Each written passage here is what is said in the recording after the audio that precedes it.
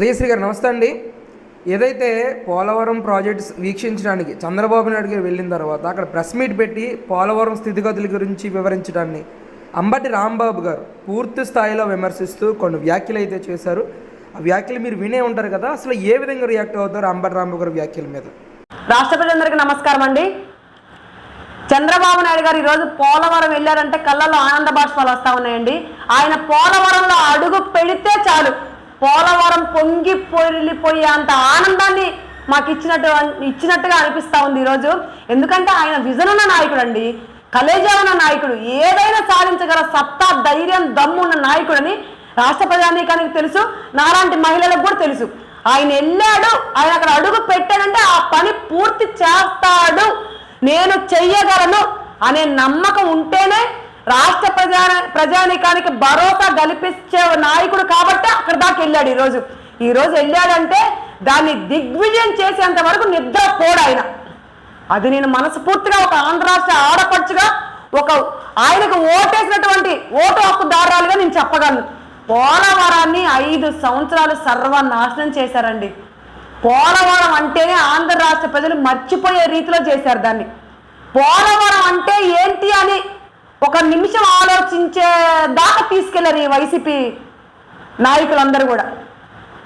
ఆయన 2.5 సంవత్సరాలు ఈయన ఉన్నాడు, నీటిపారుదల శాఖ మంత్రి. వాడికి నీటిపారుదల శాఖ మంత్రి కన్నా నోటిపారుదల శాఖ మంత్రి అని ఇచ్చుంటే బాగుండేది జగన్మోహన్ రెడ్డి. వాడేదో ఒరగబొడుస్తాడు, ఊరబొడుస్తాడు, ఆరుస్తాడు, తీరుస్తాడు, ఈడేదో చేసేస్తాడు అని బీసీ కోటాలో ఈ చెత్తనా మంత్రి పదవి ఇచ్చాడు. వీడు ఉన్నంత కాలంలో కొంచెమైనా పని చేశాడా అని అడుగుతా ఉన్నాను ఈరోజు అనిల్ కుమార్ అనే యాదవ్ని. నిజంగా వీడు ఒక పుట్టినోడైతే, మూతి మీద మీసం ఉన్నోడైతే అంట తొడగొడతాడు, అంట తొడగొడతాడు, నిండా అసెంబ్లీలో సవాల్ చేస్తాడు, 6 నెలల్లో పూర్తి చేస్తా అంటాడు, మరో 6 నెలలు టైం కావాలంటాడు, నా పదవి కాలం పోయేంత లోపల నేను పూర్తి చేస్తా అన్నాడు. అరే కనీసం నువ్వు పూర్తి చేయడం కాదు కదా, కనీసం సగం దాకా తీసుకొచ్చావా?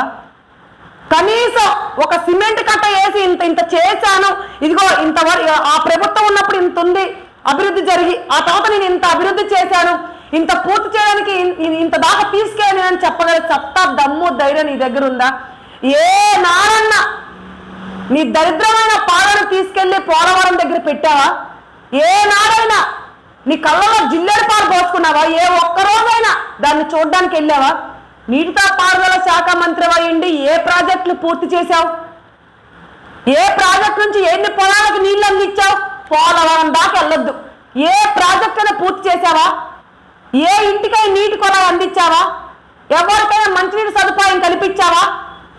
నువ్వు కనీసం ఒక ప్రాజెక్టు పూర్తి చేయలేనోడివి ఈరోజు పోలవరాన్ని పూర్తి చేస్తావని ఆంధ్ర రాష్ట్ర ప్రజలు ఎలా నమ్మారు అనుకుంటున్నావు? నువ్వు ఏమీ చేయలేదు, నువ్వు ఏమీ పీకలేదు. అందుకే రాష్ట్ర ప్రజలు చిత్తుగా ఓడించారు. ఈరోజు నారా చంద్రబాబు నాయుడు గారు వెళ్ళారు, దిగ్విజయంగా పోలవరాన్ని పరిగెత్తిచ్చే బాటలో ఆయన నడుస్తాడు. నోటిపారుదల శాఖ మంత్రి, ఇకనైనా పరిపాలన అంటే ఏంటో తెలుగుదేశం పార్టీని, కూటమి ఎమ్మెల్యేలను చూసి నేర్చుకో. ముఖ్యంగా నారా చంద్రబాబు నాయుడు గారిని చూసి నేర్చుకో. నోరుంది కదా అని వాగడం కానీ, తొడుంది కదా అని కొట్టడం కానీ చేస్తే నోట్లోంచి వాగితే తొడ కొడితే ఏ బద్దకు ఆ బద్ద చీల్చి ఉప్పు కారం పెట్టి కాకుల గద్దలకేస్తాం, గుర్తుపెట్టుకో. సవాలు విసురుతా ఉన్నావు నువ్వు పిచ్చి కుక్కలాగా. ప్రతి ఒక్క సవాలు కట్టుబడి ఉంటేనే సవాలు విసరాలి.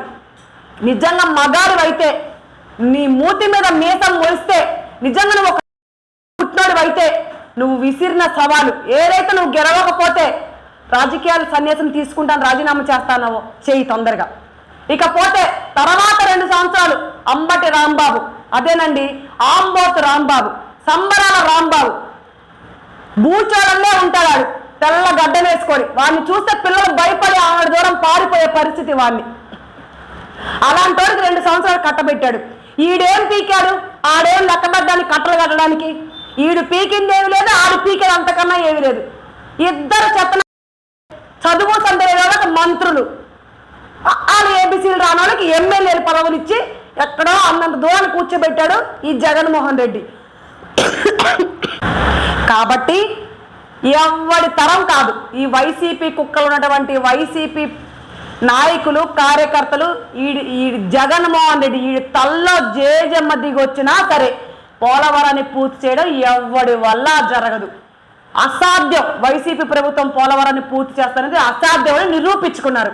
కాబట్టి ఈరోజు ఏదైతే తొలి అడుగు నారా చంద్రబాబు నాయుడు గారు పోలవరాన్ని మీద పెట్టారో అదే అడుగు మేము శ్రీరామచంద్రుడు అడుగేశారని మేము ఫీల్ అవుతా ఉన్నాం. ఈరోజు పోలవరానికి త్వరలోనే పోలవరాన్ని పూర్తి చేస్తాడు చంద్రబాబు నాయుడు గారు.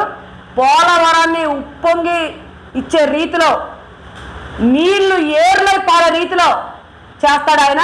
ప్రతి ఒక్క రైతుల కళ్ళలో ఆనందాన్ని చూస్తాం. ఈ వైసీపీ వాళ్ళందరినీ కూడా అదే పోలవరంలో ముంచి లేపే బాధ్యత వైసీపీ పార్టీలో ఉన్నటువంటి ప్రతి ఒక్కరిని కూడా అదే పోలవరంలో ముంచి లేపెట్టే బాధ్యత మేము తీసుకుంటామని ఈ వైసీపీ పార్టీ నాయకుల్ని కార్యకర్తల్ని ప్రతి ఒక్క ఎమ్మెల్యేలని ముఖ్యంగా జగన్మోహన్ రెడ్డితో సహా ఒక ఆంధ్ర రాష్ట్ర ఆడపడుచుగా సవాల్ విసురుతా ఉన్నాను. చూసుకోండి, కాసుకోండి.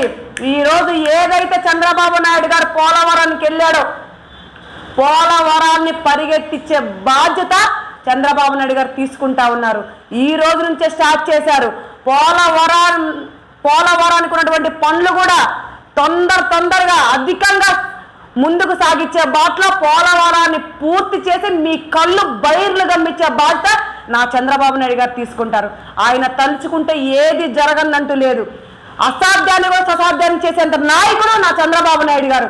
అలాంటి విజన్ ఉన్న నాయకుడు పోలవరాన్ని పూర్తి చేసి మీకు చూపిస్తాడని హెచ్చరిస్తా ఉన్నాను, సవాల్ విసురుతా ఉన్నాను.